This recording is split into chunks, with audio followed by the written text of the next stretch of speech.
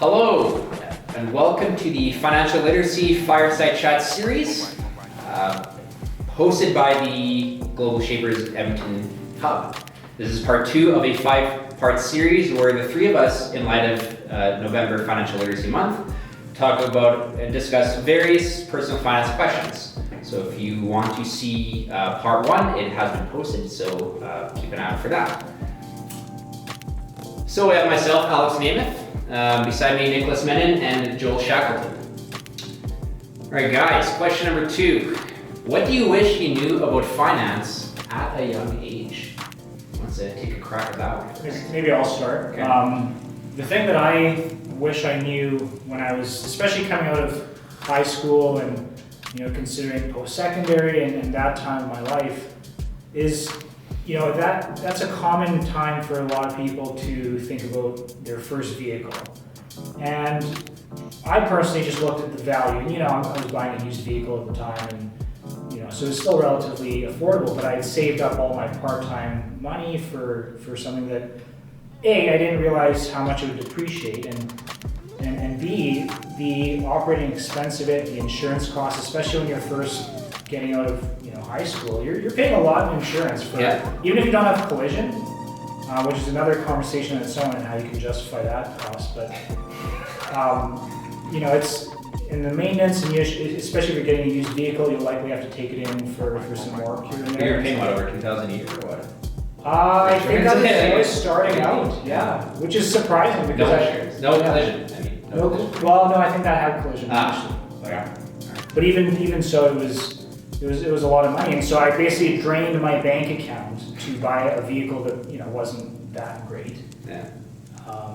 And I think that a lot of people think that's just something you do, that's something you save up for, but I think it would have been better to consider things like public transit or cycling. I'm much more into cycling now than I was in high school, and I love it. It's a great form of transportation. But I could have used those funds to save and invest instead. So I don't know if you guys had similar experiences with your first vehicle. I mean, I made a horrible decision with what I purchased, but I mean, I think I backed into my career differently than you guys have. I thought you were going to say you're going to back into something physically. I've also done that. But I came to where I am today differently than you guys did. And I worked 30 kilometers or 25 kilometers away from my house that I lived in, or when I lived with my mom, and whatever, right? Like that, for me to drive to the refinery was 25 kilometers. And you needed a car. And there's no option for me to take a bus. You bike down the QE2. Yeah, fair. I'm not going to take a bike down 21, right? And sure. I know some people think that that's possible. I mean, if you work downtown, absolutely, bike makes tons of sense. Why even own a car? But on the other side of that coin, there's a large percentage of this province, Alberta, that ends up needing a car to get to work, or it's part of their job. And I think just as mostly an extension to what you said is understanding the finance leverage, what kind of vehicle you actually need. Should you be putting $25,000 down on a depreciating asset, or does it make sense for you to use the 0% financing, getting a much cheaper vehicle and using your money to invest somewhere else that has a nicer return, and considering all of the different options outside of just not owning a car, because it's not always an option, right? I know for a lot of people that work at Manulife or work in banks or work downtown, and you work close. We're going to university or maybe exactly. What's the point of owning an A4? I know you don't want to, but you don't want to show up to school and stop. Yeah, but I get the need for it. Yeah. But what was your first car? My first car was a Dodge Dakota. Dodge Dakota. Somewhat sensible. Somewhat sensible, absolutely. And you know what? I'm 16 years old when I got that. But I mean, my answer to this question is a little bit different, and not to separate from it. But I think the one thing I wish I would have known when I was 16 to 18 years old was that the statement of do what you love and you'll always love doing and you'll always enjoy work is complete and utter BS, in my opinion. Because between the ages of, let's say, 14 to 25, the things that you love do not produce an income. They're not of value to the world. And they could change too. And they always change. Especially when you're that young. Right? Yeah, I'm 30, married, and have a kid on the way. Right. That wasn't me at 21. No. So what I tend to give a 20-year-old brother And when I was telling him that when he was 16 years old, was do what you're good at, and inevitably you'll love it because people will praise you for how good you are at it. So whether that be finance in my case, or whether that be pipe fitting, or whether that be engineering, or whether that be something that has to do with numbers or computer science or marketing, if you're really savvy in making people interested in things, do that. I know maybe you don't love it, but the praise that people will give you from the time you're 20 to 30 years old will make you love it and make you want to engage with it in a whole different way that you probably don't realize at 16. Because when someone loves what you do, you'll be able to sell it. You almost market it. You can, like you create a market for it. Exactly. Yeah. And that is more powerful to an employer, someone who hires somebody, than it is to somebody that, it doesn't seem that way at 20 or 16 years old or whatever. But I do think that if I embraced that at a younger age, I'd be more successful today. Right. That's kind of my answer.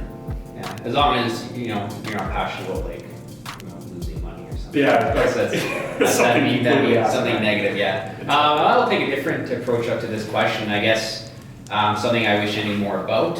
So I guess growing up, I was lucky to have parents that instilled a strong sense of saving, and just even having the basic understanding of spend less than you earn, right? So money coming in should never be more than money going out. But at the same time, it's you have this amount of money that you're saving. It doesn't have to necessarily be for anything. It could be something long term called retirement or whatever. But then what? It's just kind of sitting there, and we talked about in our first chat about things about inflation and how that it's quite costly over a long period of time.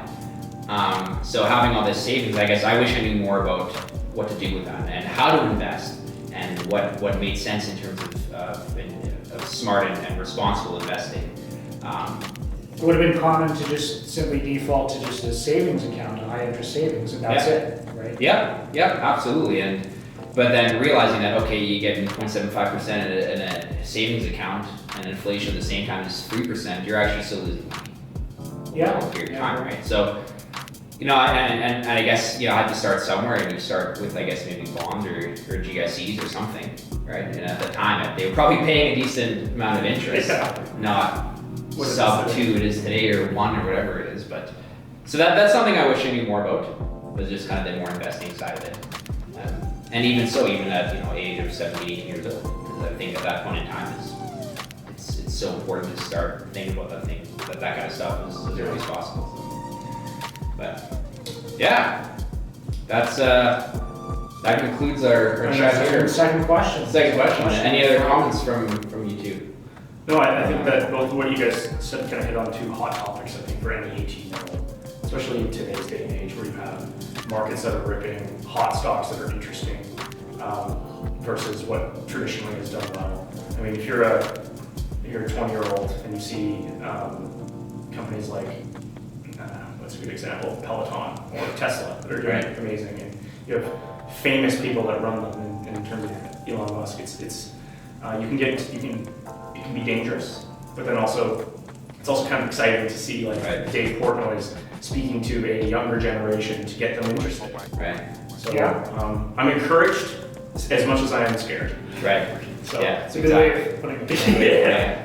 All right, that concludes part 2 of our 5-part series. Stay tuned for part 3 to come.